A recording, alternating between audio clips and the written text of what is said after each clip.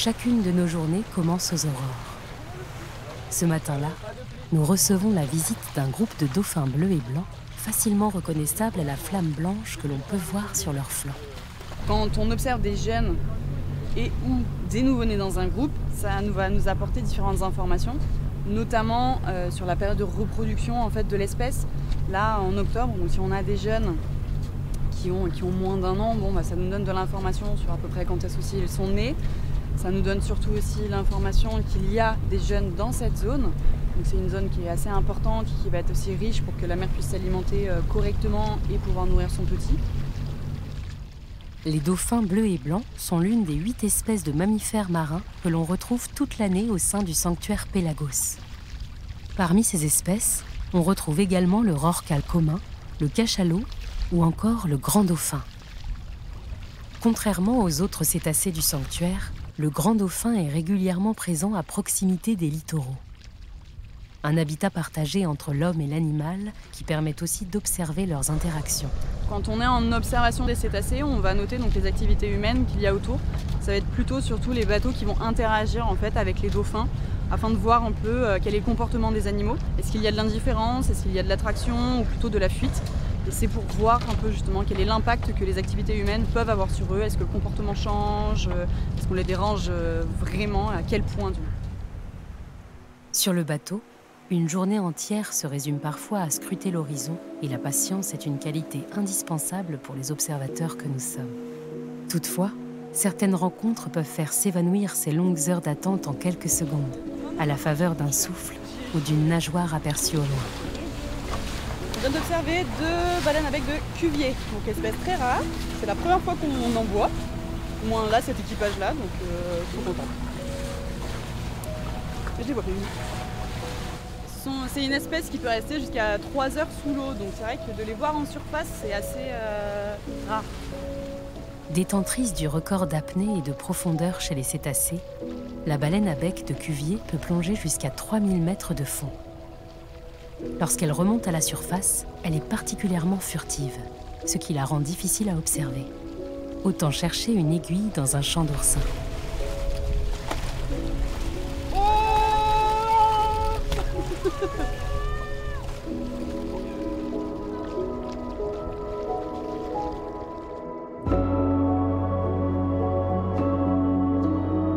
Bien qu'éphémères, ces rencontres apportent de précieuses informations.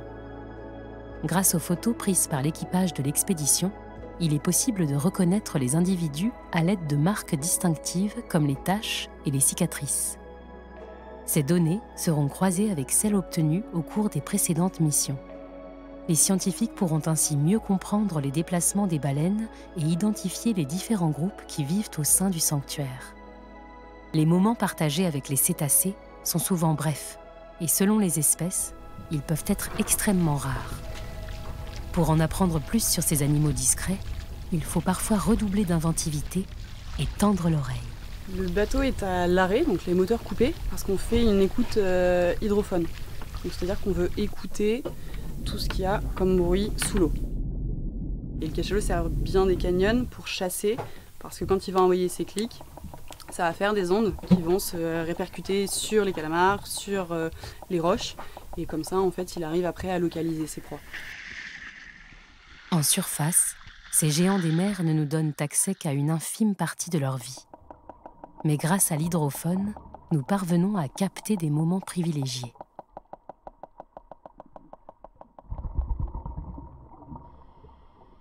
Dans le noir complet, à près de 1000 mètres de profondeur, les cachalots chassent. Mais les clics ne sont pas toujours audibles pour les scientifiques. Très souvent, l'hydrophone est saturé par des bruits parasites.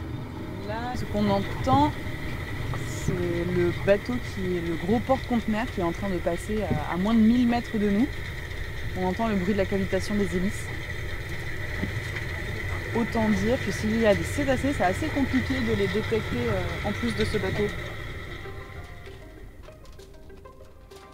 Un brouhaha assourdissant et incessant dont nous avons pu être les témoins tout au long de la mission.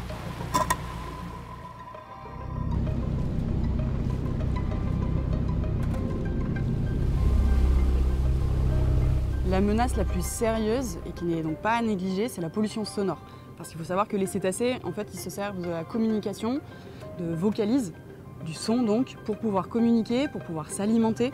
Toute leur vie, en fait, est dirigée par le son. Donc dès qu'on a une pollution sonore, qu'on a trop de bruit sous l'eau, de par les bateaux qui passent, de par des essais, par exemple, militaires, etc., ils vont être impactés, ils vont plus pouvoir communiquer, ils vont plus pouvoir s'alimenter. À court terme, la menace qui est la plus importante et qui est vraiment impactante pour les cétacés, ce sont les collisions, parce que c'est un impact létal.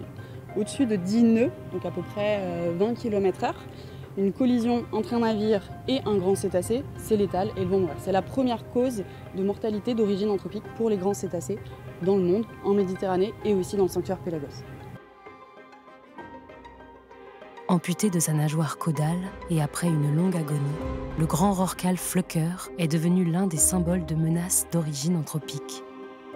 Mais combien d'autres cétacés ont été victimes de collisions, de filets abandonnés ou de captures accidentelles sans avoir été filmés ou sans s'être échoués à la vue de tous? Combien ont disparu sans que nous prenions la mesure de l'hécatombe?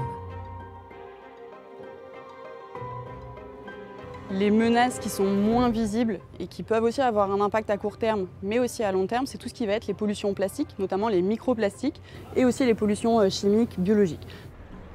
Bien qu'elles soient souvent peu visibles, les menaces qui pèsent sur les mammifères marins sont nombreuses et de plus en plus préoccupantes en Méditerranée. Des mesures sont déjà mises en place pour établir une cohabitation pérenne entre les hommes et les mammifères marins.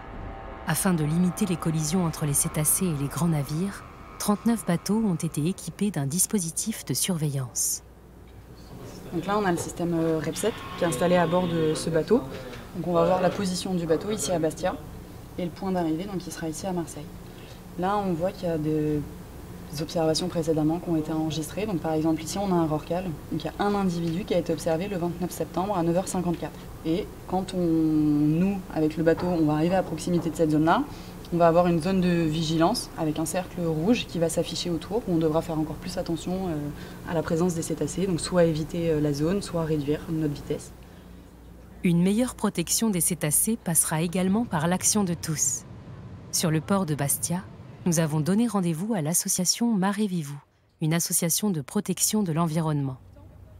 Aujourd'hui, la mission des bénévoles consiste à sensibiliser les passants à la problématique de la pollution plastique.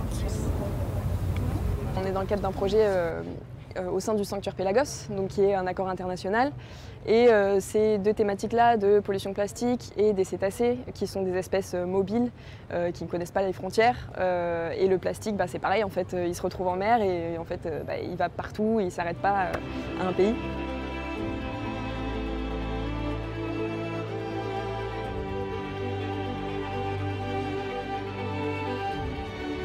Au cours de la mission Explore Pélagos, nous avons navigué sur plus de 200 miles nautiques, soit environ 400 km. Nous avons pu observer 363 cétacés, dont 52 grands dauphins, 305 dauphins bleus et blancs et 6 baleines à bec de cuvier. 194 bateaux en navigation ont été recensés. Et nous avons ramassé et identifié 116 déchets flottants à la surface, de nature et de provenance très diverses. Un mélange d'aventures humaines et de missions scientifiques, réunis dans une quête insatiable de curiosité et de protection du vivant. Ils sont juste devant.